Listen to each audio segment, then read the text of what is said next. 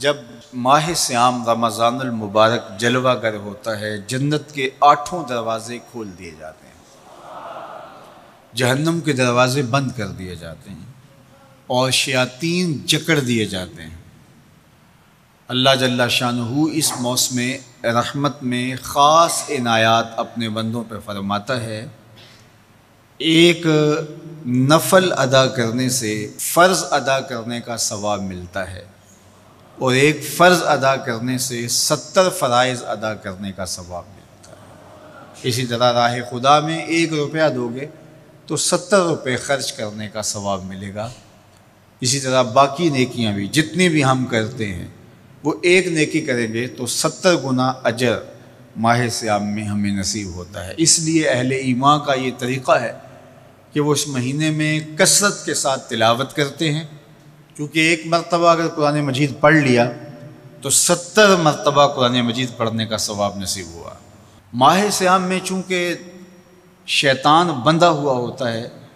تو ہم اپنے آپ کو نیکی کی طرف اگر لانا چاہیں تو اتنی رکاوٹیں نہیں ہوتی جتنی عام دنوں میں ہوتی ہیں، لیکن اس کے باوجود بہت سارے لوگ ہیں جو رات کو بڑا پکا ارادہ کر کے سوتے ہیں کہ میں صبح وقت پہ اٹھوں گا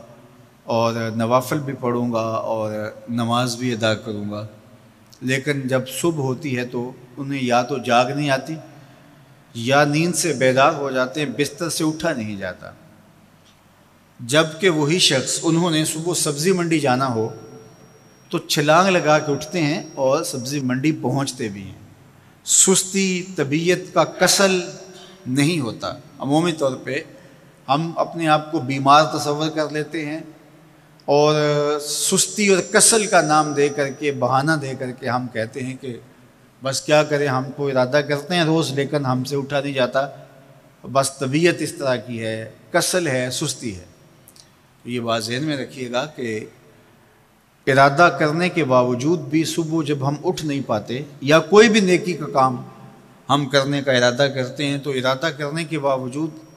ارادہ ہی رہ جاتا ہے، ہم کر نہیں پاتے، تو اس کا سبب یہ ہوتا ہے کہ بہت سارے ہم گناہ کر چکے ہیں اور ان گناہوں کی وجہ سے ہم نیکی کی توفیق نہیں پاتے۔ حضرت حسن بصری رضی اللہ تعالی عنہ نے یہی وجہ اس کی بیان فرمائی ہے۔ تو اس کا بہترین طریقہ یہ ہے کہ توبہ کی جائے، اور توبہ بھی سچے دل سے کی جائے، رو رو کے اللہ سے گناہوں کی معافی مانگی جائے، اور سچے دل سے جب توبہ کی جائے تو پھر سارے گناہ نہ صرف مٹا دیے جاتے ہیں بلکہ ان کو بدل کے نیکیوں میں تبدیل کر دیا جاتا ہے۔ تو ماہ صیام کے اندر پختہ عزم کریں اور اس عزم کو عمل کی شکل دینے کے لیے سچی توبہ کریں کہ ہمارا یہ رمضان اس طرح سے گزرے، یہ مہینہ اس طرح سے بسر ہو کہ ہم اس مہینے میں اللہ تعالیٰ کی قربت حاصل کر لیں، ہم گناہوں سے پاک ہو جائیں اور ہم جو ثمرات ہیں، جو فوائد ہیں اس مہینے کے، وہ ہم سمیٹ سکیں۔ تو یہ وہ مہینہ ہے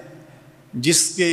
انتظار میں میرے اور آپ کے آقا و مولا اپنی آنکھیں لگائے ہوتے تھے اور دن گن گن کے وقت گزارتے تھے کہ ماہ صیام آ رہا ہے۔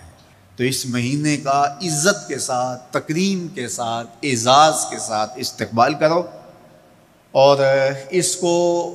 پلکوں پہ بٹھاؤ، اس کو دل پہ بٹھاؤ۔ اس مہینے کی تکریم یہ ہے کہ اس میں ہر برا کام چھوڑ دیا جائے۔ اگر کوئی شخص برا کام نہیں چھوڑتا اور روزے رکھتا ہے تو میرے اور آپ کے آقا و مولا کا ایک فرمان سن لیجئے، من لم یدع قول الزور والعمل بہ فلیس للہ حاجۃ فی ان یدع طعامہ و شرابہ۔ فرمایا کہ جو جھوٹ اور برے کام نہیں چھوڑتا، اس کے بھوکا اور پیاسا رہنے کی اللہ کو کوئی ضرورت نہیں ہے۔ تو روزہ خوراک بچاؤ مہم نہیں ہے جو چلائی جاتی ہے، بلکہ یہ تزکیہ نفس کا موسم ہے، باطن کی صفائی کا موسم ہے، اور باطن کی صفائی نہیں ہوتی جب تک ہم کوشش کریں۔ آپ کے بدن پہ بہت ساری میل چڑھی ہوئی ہے اور جمی ہوئی ہے بدن کے ایک ایک عضو پہ میل، تو آپ پانی میں چھلانگ لگا کے باہر بھی آ جاتے ہیں تو میل نہیں اترتی، چلو کچھ نہ کچھ فرق تو ضرور پڑ جاتا ہے، لیکن میل نہیں اترے گی۔ میل کب اترے گی؟ جب آپ اپنے بدن کو مل مل کے اس کے اوپر صابون لگا کر کے اچھی طرح سے اس کو جب اتاریں گے محنت کوشش سے، تو پھر آپ کا بدن مہک جائے گا، ہلکا پھلکا ہو جائے گا، میل اتر جائے گی۔ یہ موسم رحمت ہے، اللہ کی رحمتوں کا می برسے گا، اس سے کچھ نہ کچھ فائدہ تو ہوگا ہی، لیکن حقیقی فائدہ وہی حاصل کرے گا جو اپنے گناہوں کو مل مل کے دھوئے گا اور اپنے آپ کو صاف کرنے کی کوشش کرے گا۔ تو اپنے من کے میل اتارنے ہیں، اپنے باطن کے میل اتارنے ہیں، اپنے اعمال کی درستگی کی کوشش کرنی ہے۔ صلاۃ التراویح مسجد میں نہیں آ سکتے تو گھروں میں پڑھ لیجئے، جس طرح بڑی عمر والے لوگوں کو، بیمار لوگوں کو کہا گیا کہ آپ گھروں میں پڑھ لیں، بچوں کو کہا گیا، لیکن چھوڑیے گا نا، یہ رمضان المبارک کا خاص عمل ہے۔ آج کل